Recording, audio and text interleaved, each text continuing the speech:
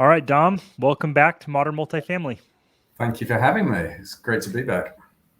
You just released your fifth edition of 20 for 20, a white paper that I love to read each year. And I'd love to start up front with a little bit about your firm and the paper and research before we jump into the learnings from this edition. Yeah, sure. So 20 for 20 is a consultancy that kind of grew out of the publication. The publication is now its fifth year, its fifth edition. But 20 for 20 started in a year and a bit ago. Basically, 20 for 20 is a consultancy that mostly helps technology vendors find bigger markets in the multifamily industry through some combination of strategy, content creation, campaigns, marketing, yada yada yada. So that's what the firm does. The paper. I think the thing that's sort of useful about 20 for 20 and the reason why lots of people read it is really two things. One, it's very difficult to understand intent in multifamily, especially if you're trying to ask questions like why are people adopting technology. The reason for that is it's an incredibly fragmented industry. It's very difficult to generalize what one company does to what other companies do in the industry. So it's very difficult to find information out by doing a check the box kind of survey with people. So for that reason, 20 for 20 is just structured around 20 conversations. So we curate really carefully who the 20 participant companies are. It's always 10 COOs and 10 heads of technology. And the questions are always open-ended. So whenever you see a statistic in there, it's a description of the answers that we got rather than a category that was handed to somebody during the interview. The other super important thing is that it's anonymous. I mean, you probably know all of the people who took part in 20 for 20, but we don't say who they are. And the reason that's important is that people give you a very, very different answer if in an anonymous, confidential conversation than they would, for example, on an industry panel. So I think it kind of gives the industry something a little bit different from the other things that we look to understand what's going on. I think the anonymity side of it is actually one of the most interesting things about consuming the guide. Is I printed it off, gave it to a bunch of my colleagues, required that my leadership team read it, and it's interesting because I do feel like you're like almost harnessing the voice of the elite in our industry, and the mystery there is also somewhat interesting because you do get a raw perspective. So hearing the intention behind that's pretty cool. Yeah, and as we know, anything that's to do with technology, if you're sort of innovating anything, it entails failure. Like failure is hard to talk about. Like people will tell you, we tried this and it didn't work, or I'm very skeptical of this thing because of X, Y, Z. The kinds of things that would be hard to say on an industry webinar or in front of hundreds of people in a room. Like those are often the most important things that you learn. So I'm looking at the introduction. You could kind of start with the 2022 look back and then the look forward for 2023. To me, there were a couple surprises in this year's white paper, but a lot of head nods for me. Centralization seemed to seriously steal the show this year. Lots of discussion on the subcategories of centralization too, not just leasing, but talking about property admin and maintenance, AI, technology versus operations. I'd love to start, Dom, with kind of an overarching question. Were there any surprises for you as you got through these interviews and the data? Did you think it would go a certain direction, or was it kind of in line with what you expected? So I do think probably my favorite insight once I'd read through everything was the difference between it's like the difference between what people are interested in and what they kind of think they're focused on, and the actual work that's going on, or the actual progress that's being made. So unsurprisingly, I mean, there's no surprise at all that leasing is top of mind. It's the highest priority. It's the thing that people seem the most motivated to work on. It's definitely not the area where people are making the most progress. It's the area where people are rolling out the most technology, for sure.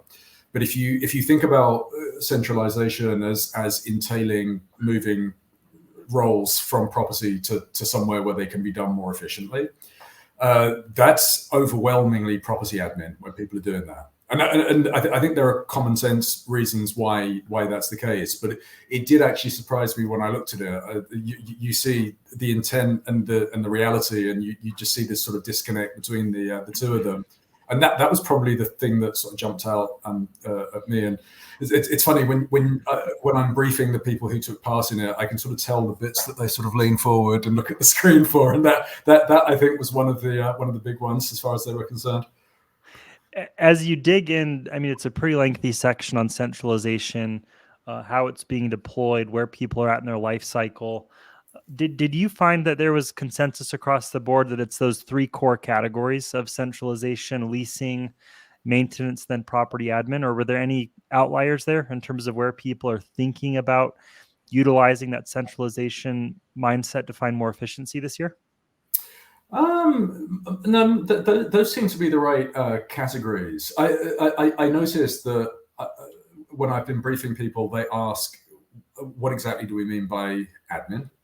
And so that's leasing, that everyone knows what that means. Maintenance, everyone knows what that means. Admin is a bit more amorphous. So as soon as you say, well, it's primarily the stuff that we associate with the assistant property manager role, right? It's bookkeeping, it's rent, it's late payments, it's all of that stuff. Then oh yeah, okay, I get it. But it just seems it doesn't have that sort of resonance that the other two do. I was fascinated by a couple of things about those results. One of them, which actually is consistent with the thing that I just talked about.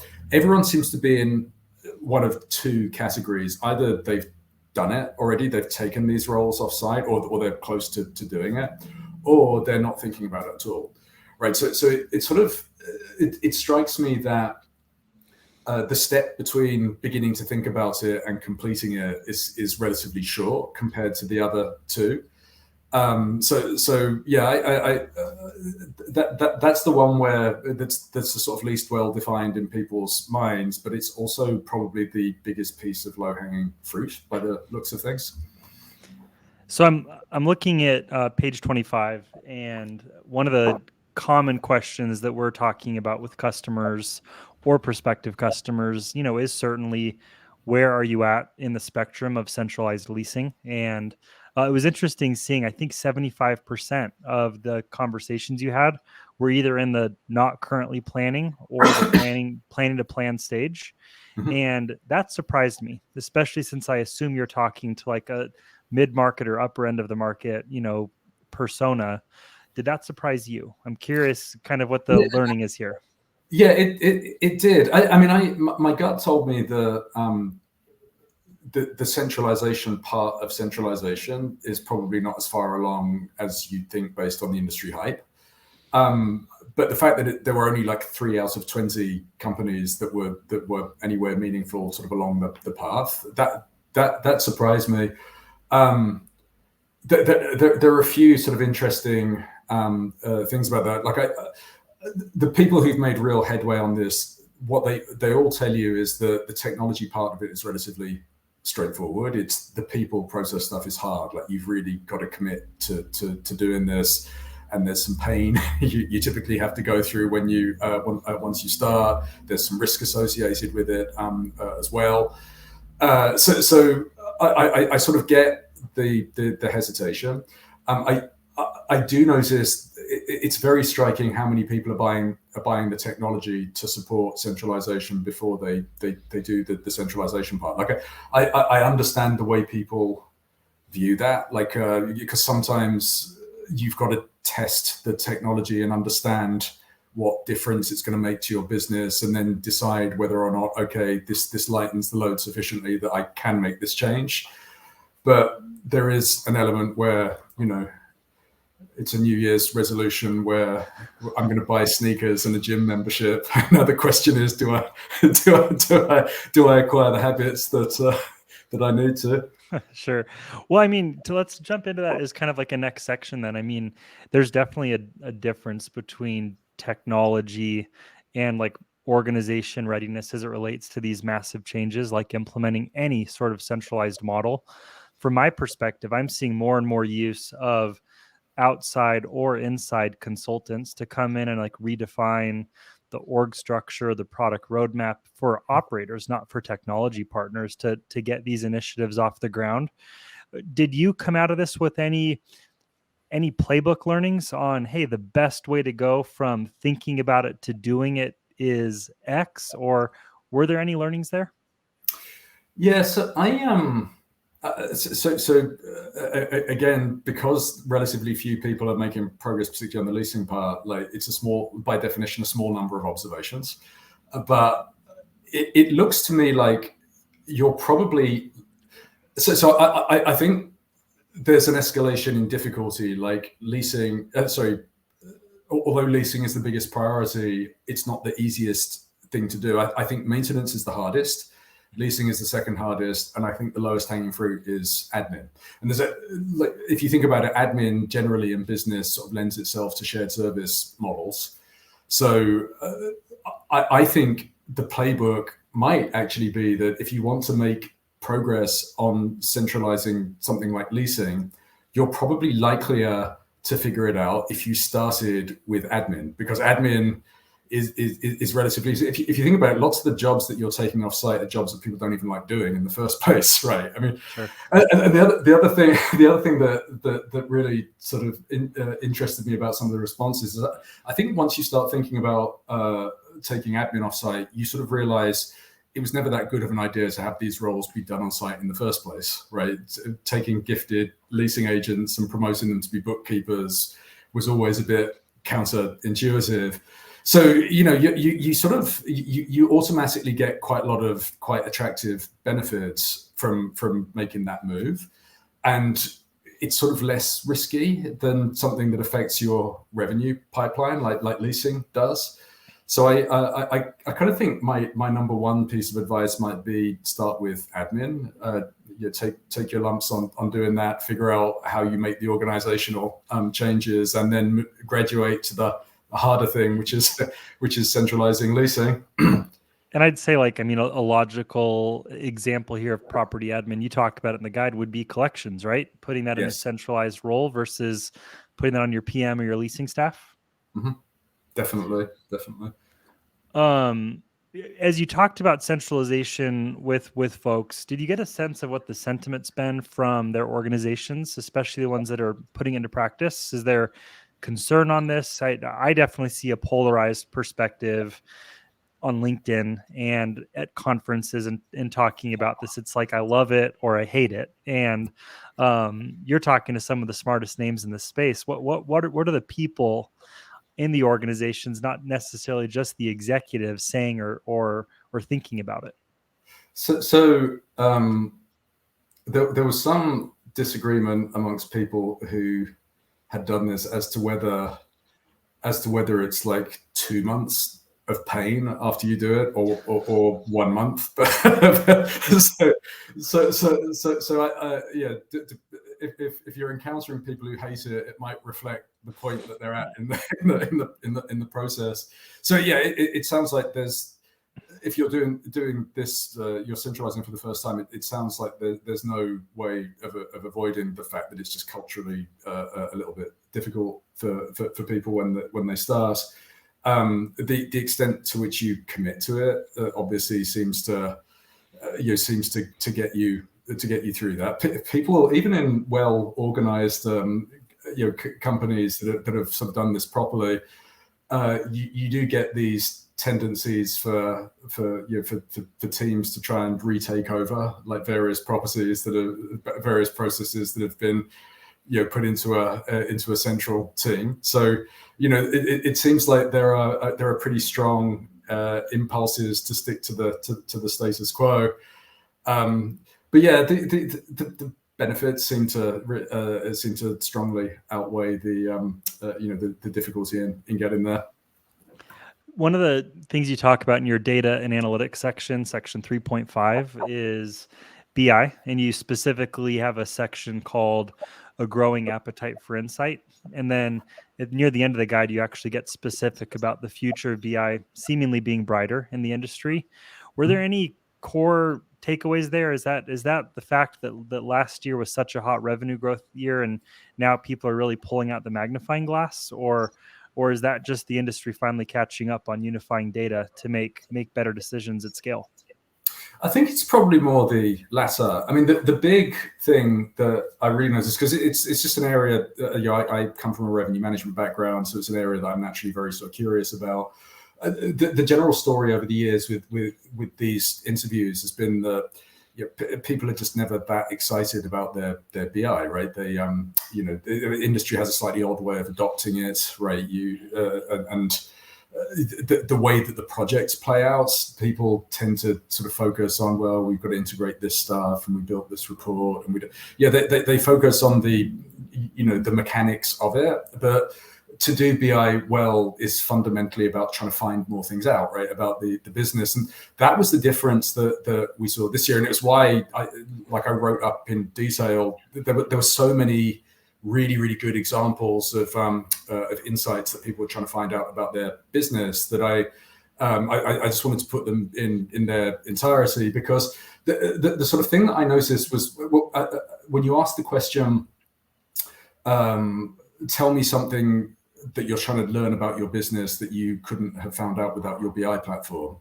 Most people, like nearly everybody, had a really good example of something insightful, like some new thing that they were trying to learn about their business. And bearing in mind, that conversation always tends to be about, well, we wanted to get this report out to properties in a more timely way or whatever.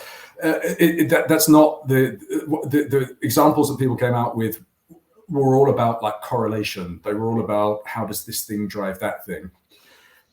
Which is super interesting, because that's really the right way to think about BI. Like you're pulling bits of data together, and the value you're adding to the data is you're trying to find out how this thing influences that thing, or what action it drives as a result. And that seems to be the way that people are thinking about it now. That, coupled with the fact that there was a lot of senior hiring going on in the industry for your internal BI resources or tech leads with a strong data background. That was definitely a big thing this year.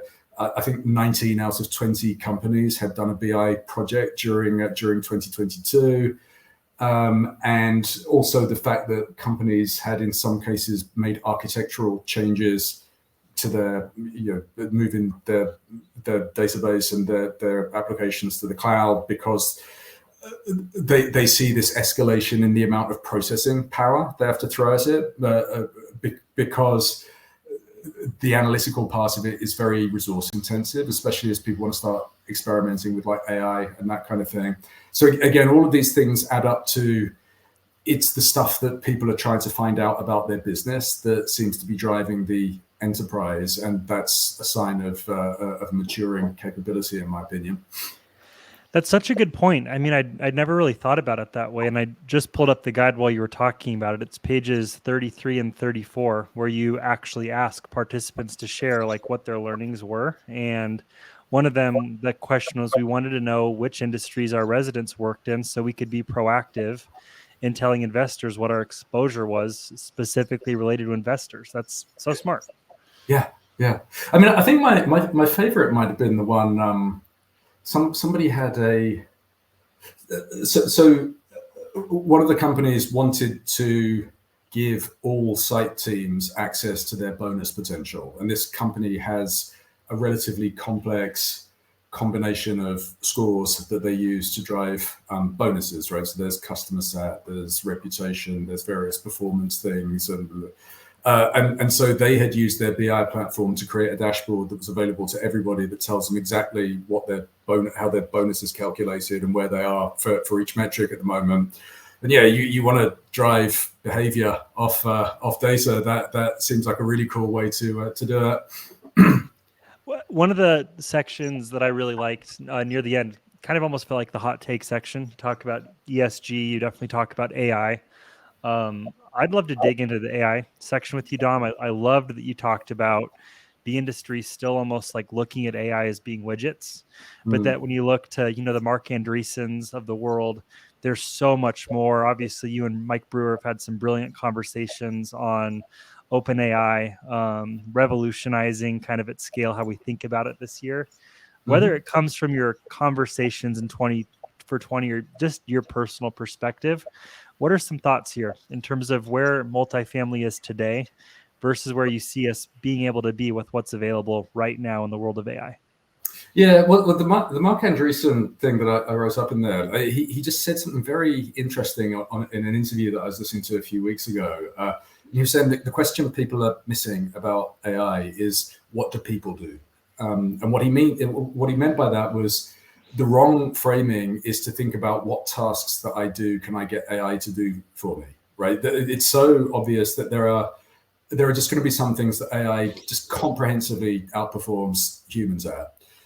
So the idea of sort of relegating a technology as powerful as that, as to, as you said, like to be widgets that just take jobs off my hands. There are a couple of problems with that. One, that's not going to be the adoption model, right? It's you can't structure the AI around sort of shortfalls in human ability. You should put the AI where it's going to deliver the most value.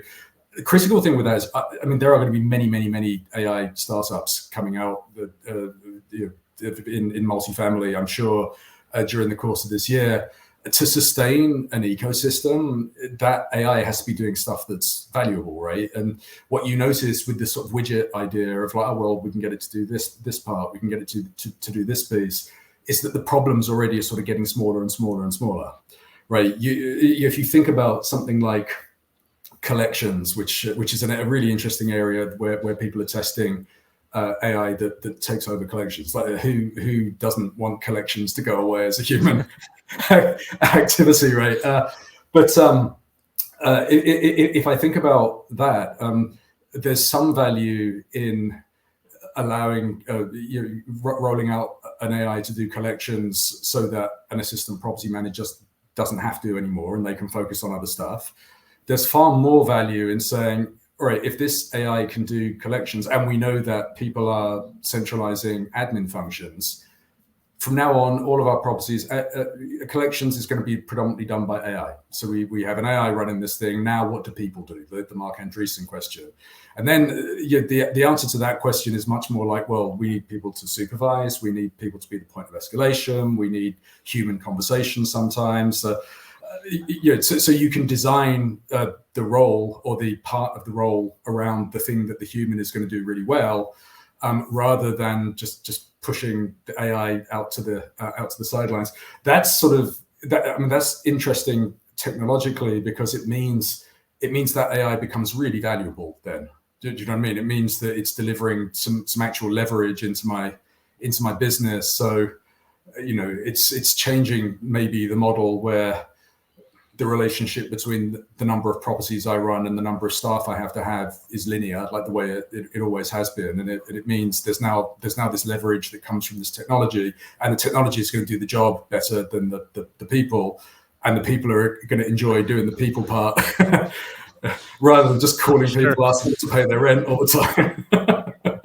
It's actually a really good reframe. I mean, I think a lot of times when we talk to customers about harnessing AI at any scale, whether it's for telephony or for anything tied to their leasing process, it almost sometimes becomes like a defensive conversation. Well, like, what about our people or what's left? But reframing that and starting with like, what should our people do? And then like what could be automated or outsourced or AI'd. That's a really cool way just almost like reframe the conversation, make it a little bit more proactive in terms of seeing the opportunities to deploy that kind of tech.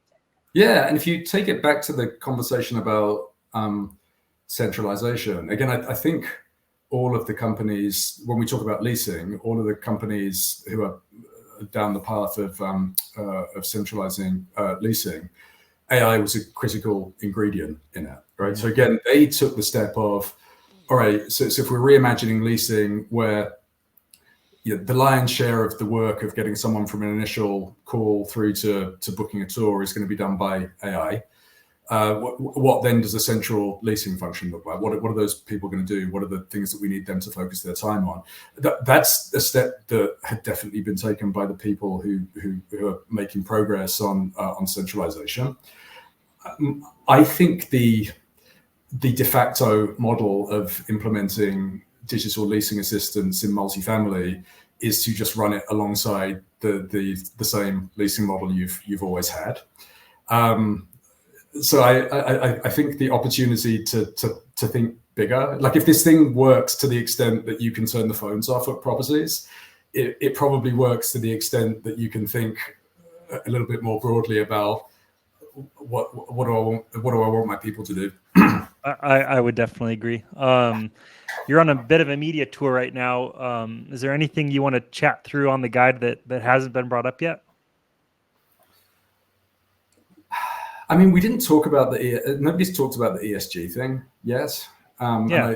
And I don't know if it's just so intuitive to property managers, but yeah, it was the first time I mean, a year ago, I started to get the impression just from the responses I got from last year's survey that ESG was becoming a bigger and bigger thing. And it was starting to influence decisions about what projects companies do. So it seemed, and you know, as I prepped for this year's calls with the people who I tend to use to help me frame the questions that I ask, there was a bit of a consensus that it was, no, ESG is a big priority. We should find out more about it. So I can't remember the exact question, but I think it was literally, is it a priority? And then tell me what you did. In 2022, you know, the big takeaway for me is that there's a big difference between impact and sort of compliance, and unfortunately for most of the people you know I spoke to, it's largely an exercise in categorizing things that I would have done anyway as having an environmental benefit. I actually think my sort of learning from this is I actually think it's really hard to actually have an environmental impact if the lever that you're trying to pull is operations. Like if you think about like everything you would do to have an environmental impact in, you know, social and governance is different. But if we think about the environmental part of it, almost everything that you would do to drive an environmental benefit is something that you're supposed to do anyway. Like you're supposed to minimize the amount of utilities you use. You're supposed to offer EV charging stations so that your residents have somewhere to charge their cars. So if I think about it in terms of actually making a difference, I think it's very hard to identify things that operations can do. And so I sort of arrived at the conclusion that it's maybe on the wrong desk if we want to actually be impactful. There's probably far more that you can do in terms of how we build multifamily, like the stuff that we consume in maintaining multifamily properties. It probably, for impact, it ends up in operations because there's reporting involved. But I think operations is the wrong lever, and hence it should probably be on a different desk if we really want to make progress on it. I liked your take there, especially on the E and how you framed it in the guide. I thought it was a cool section.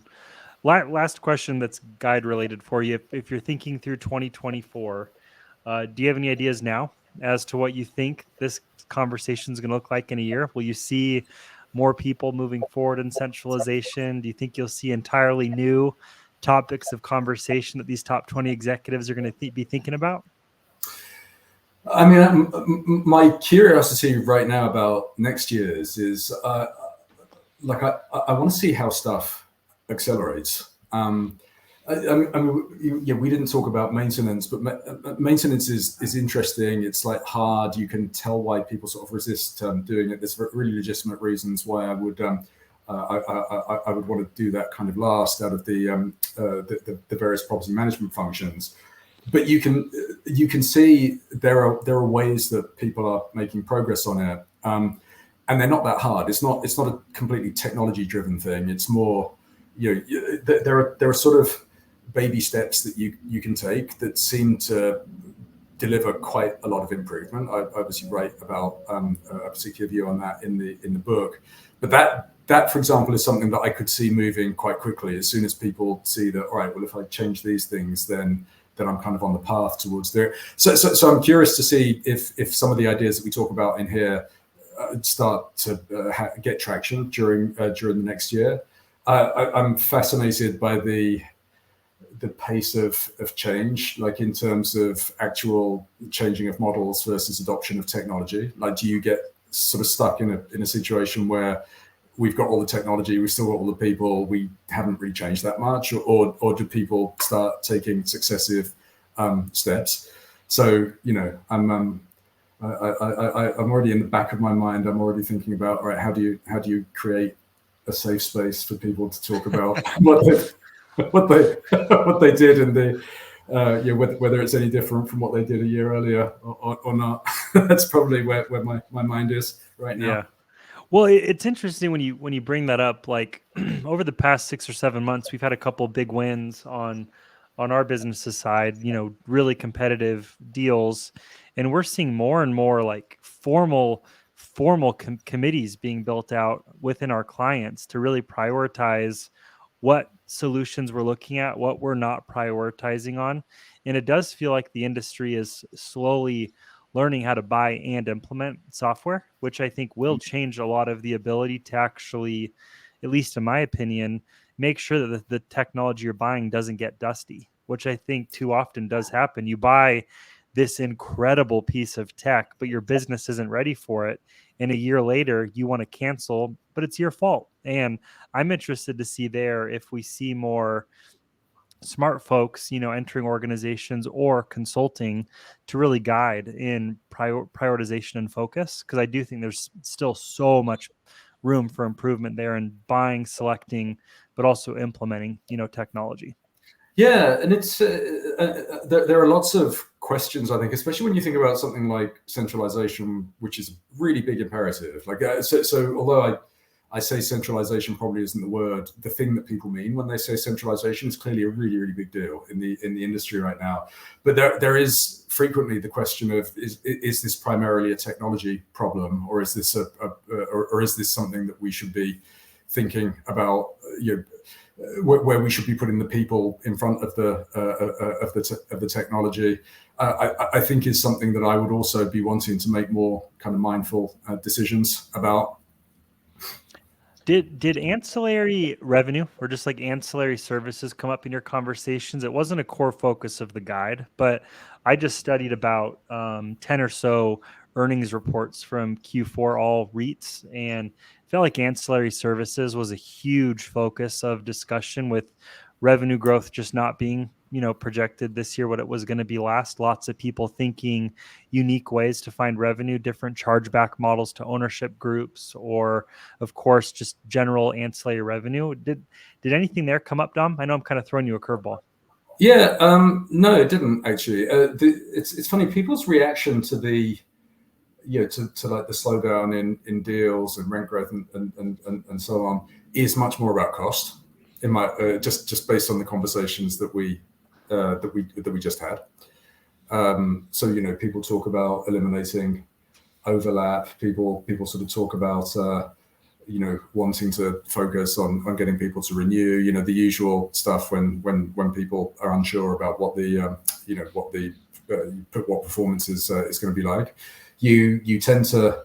I mean, I noticed as well that. You can definitely see that short-term rentals is starting to become at least somewhat relevant again. Like, it's funny, before COVID, I mean, obviously COVID just shut the whole sector down for a while, but before COVID, it was attracting enormous interest. There were lots of vendors coming into the space. There were some compelling stories from people that were doing it, but you could tell it was going to need a drop in occupancy, or the risk of a drop in occupancy for that business to get really big in multifamily.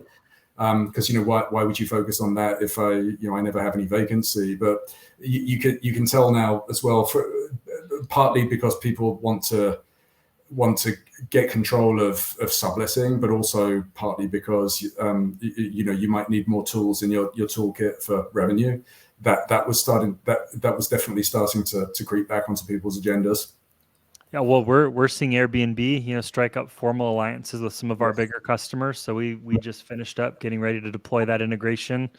We're also seeing companies like Central like stand on this value proposition and really go at it, which I think what they're doing is awesome. I'm sure there's some mixed opinions, but I think what Central is doing is really cool, unique. Getting a seat at the table with legislation to even change what it looks like in some markets where it historically has been tougher to do. So I'm interested to see. I definitely think there's a shift right now in renters by choice versus renters by necessity. And I think that's going to drive some really unique decision making and opportunities on the technology side and certainly on the operation side of our industry. Yeah, and I think so. I think so too. Well, hey, looking forward to 2024. You've probably already got your top 20 selected. Whether it's someone who really wants to have their logo as a sponsor in your white paper next year, or a top 20 exec that just needs to have their sanitized voice as part of the conversations. How can people get in touch with Dom? And I want to roll out the red carpet for you as we close out today. Oh, fantastic. So, so 20for20.com, 20for20.com is where you can reach me, and also where you can download your free copy of the white paper, or you can find me on Twitter at Dom Beveridge, or on LinkedIn. Rock and roll, Dom. Well, hey, I'll wish you all the best in the media tour. I love the guide, and I'll look forward to seeing you on the circuit here in the next couple of weeks. Awesome. Thank you very much. I always enjoy this conversation.